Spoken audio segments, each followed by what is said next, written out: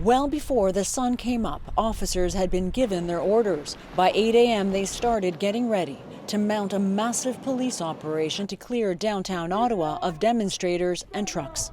For the freedom! Go back to the intersection or you will be arrested. By 11 a.m. the police lines were clearly forming, with units drawn from across the country. Tactical squads and armored vehicles behind them. And they're moving. It took 22 days to get to this point, and every step was measured and methodical. Police moved slowly towards Parliament Hill. At times, they interacted with demonstrators, Do your job!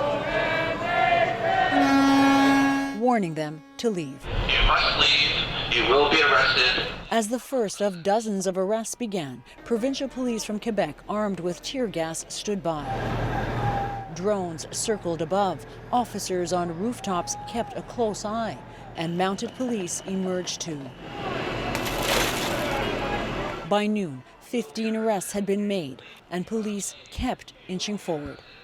Despite some skirmishes during arrests, there was little violence at this point while police kept marching in to reclaim the core of the city. The number of officers involved wasn't made public, nor were the number of protesters they faced. Police tweeted protesters were putting children between them and police. The warnings for everyone to leave continued. So did the arrests. As more demonstrators were led away, this man was followed by a family, including young children. For hours, the slow advance, the slow retreat continued. As police got closer to Parliament Hill, protesters dug a snowbank to slow their progress. No violence here. It's going to be slow, guys. Despite the shows of defiance, there was minimal force used. Police deliberately did not circle protesters so they could have a way out.